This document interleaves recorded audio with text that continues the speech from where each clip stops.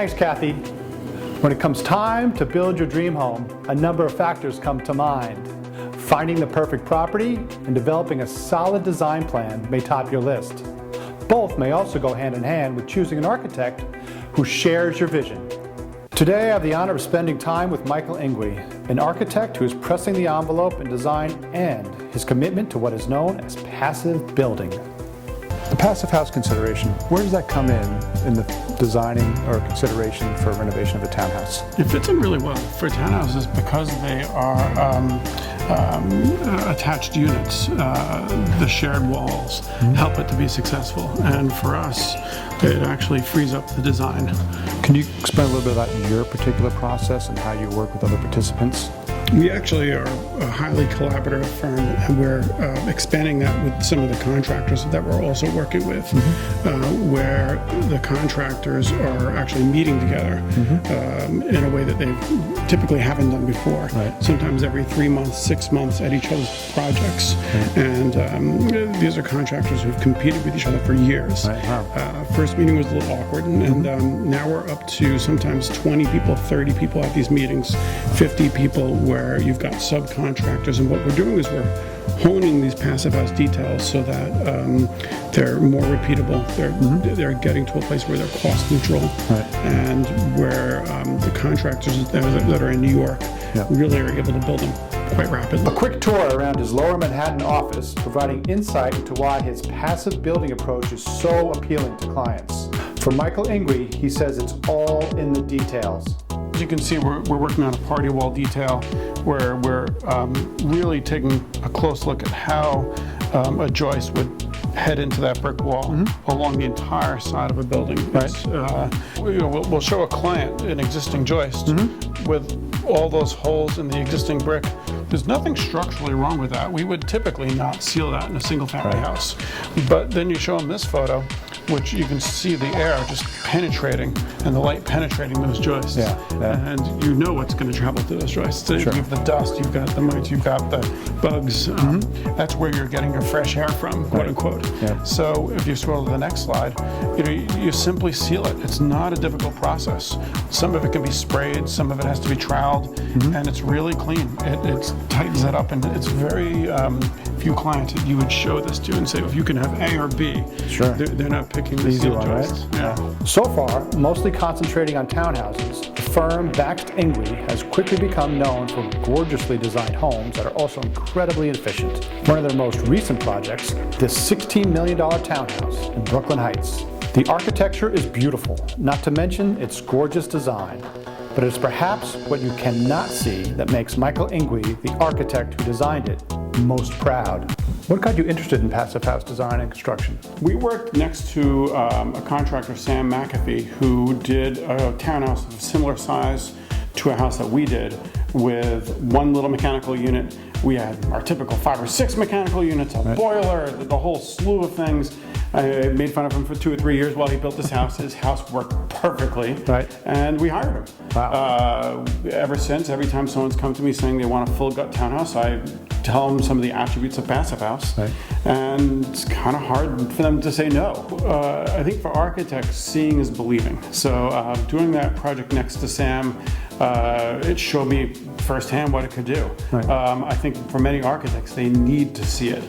Even to this day, we open our houses during construction to show other architects how it's done, other contractors how it's done. It's actually quite simple. Once they see it, architects become more accustomed to it. I think we're always afraid to try something new because what you've been doing for years and years has always worked. It's just that this works better, and in fact, actually, it's strangely simpler. The nearly 9,000 square foot townhouse is the result of a 2-year gut renovation in which passive building played a prominent role. So Michael, what were some of the guiding principles behind the concept? We really wanted to create a fantastic home for a family. The house had been in quite rough shape, needed a lot of work, a lot of structural work, and we wanted to bring it back to what it was originally designed for, which was a fantastic home set for a single family. So our office, along with Gerard Beekman, worked on details, trim work. We really wanted the house to feel and work in a way that just allowed spaces to flow allow the finishes just to feel rich and comfortable, but at the same time work for a family. Right. One of the fantastic things about Passive House is it allows you to do really fun things like have doors that are over 10 feet tall. I have no idea how heavy these doors are, but they operate incredibly smoothly and they disappear into a wall. And it performs incredibly well when they are in a closed position, and it really helps to bring the outside in. Yeah, incredible urban vista here with some natural beauty, some fantastic facades. That's awesome. This is a landmark house as well, so the windows have to look like double hungs, but they perform incredibly well. No street noise. Wow. Street noise. Big difference. No street noise. They're triple pane, but they're also, this is made by a company called Zola. It's also triple pane, double gasketed windows. You know, when you look at it, it's incredibly simple. And you have a locking mechanism which locks it for security incredibly well. They're laminated. And they're quiet. Here in the master bathroom, another beautifully designed space, something a little different, a tub right in front of the windows. Doesn't seem very energy efficient, does it? No, it doesn't, but it works. You know, Gerard Beekman and the folks in the office did a great job on the finishes and the layout of the tub. But with a Passive House, it just doesn't matter. The windows perform incredibly well. This is not the coldest spot in this room. This room has almost no discernible heat. I mean, we've heated the floor, but it just heats the tile. It doesn't have to have the power to heat the entire space. It just works. It's smooth and it's clean. Yeah. And the mechanicals in the house, can you talk a little bit about that? Yeah, so you've got minimal mechanicals. So you have what would typically be 7 or 10 tons of mechanicals down to 2 or 3. Right. Very little ductwork. None of it has to get to the outside walls. It's dropping down to 39 degrees outside at night, going up to 47 degrees during the day, and the houses are getting just enough from just the lights and some of the solar gain. They're staying at 70, 72 degrees. Wow. No heat on. But what's even more interesting about it is while they're sleeping at night, they're getting 3 filtered fresh air changes, 7 throughout the day. So you're getting fresh filtered air changes all day long.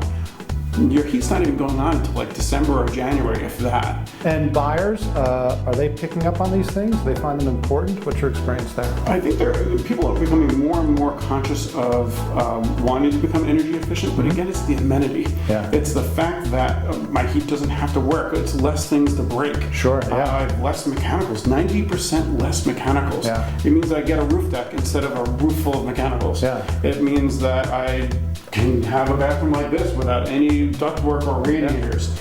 It means a lot, and I think people pick up on that very quickly. Yeah, but another incredible space here. Thanks. Certainly unique. And I guess the developer's approach to the rehabilitation is also unique. You know, the fact that they are incorporating Passive House really as an amenity, I think is catching on more and more. It makes sense.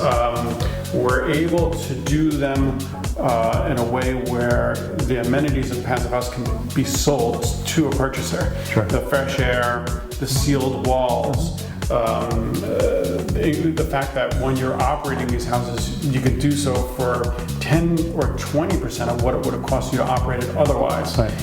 Sorry about the rain today, but let me show you another great house. It's only a few blocks away, and it's I think it's worth the trip. Great, looking forward to it. Great, thanks. Yet another impressive design and the architectural statement from Michael Ingui. This Passive House holds a special distinction. So we're here in another project of yours. My understanding it is Passive House Plus. What does that mean? Well, it's Passive House plus renewables. In this case, we've got solar on the roof. They're also acting as this fantastic shade for the rain, and it allows us to have an indoor-outdoor feel for design purposes. We have enough solar on this roof where we're basically net zero. And really, when you take a look at Passive House, you wind up having a house that's so energy efficient that it's the road to net zero. On a typical townhouse, you would never have the roof area to do net zero, but in a Passive House, when you're only required to have 10 or 20% of the heating and cooling, all of a sudden my loads get to a point where on this house, we're only covering 2/3 of the roof. I mean, most of this is open to the air, and we have basically almost a net zero house. What is net zero? So net zero is where you are required to use zero energy from the grid. In New York City, we're still connected to the grid. You're in fact actually selling power back to the utility, Right. and using power when you have to. Net zero means you're at basically a break-even point where you've got enough solar on your property where you are net zero. Wow. It's hard to do, but with passive, it really becomes possible. Wow. What did you have to do to get the Passive House Plus designation? It's a good question, because to be a passive house plus house, you first have to make a passive house. You have to. You can't just put loads of solar on your house and all of a sudden you're a passive plus house. Yeah. You start with the envelope first. You deal with the mechanicals second, and then solar would be third. The first job is to really reduce the mechanicals you need and the requirements necessary to begin with, and then you add renewables onto that to make it that much more possible. And solar is one of the ways. If this is your first introduction to passive building, you will definitely hear a lot more about it in the years to come. Already prevalent in certain parts of Europe, energy efficient, well-insulated homes that have good air quality are both the present and the future as it relates to home building. Back to you, Kathy. When we come back, mortgage tips from our mortgage expert, Ace One and the Supar of Citizens Bank. Up next.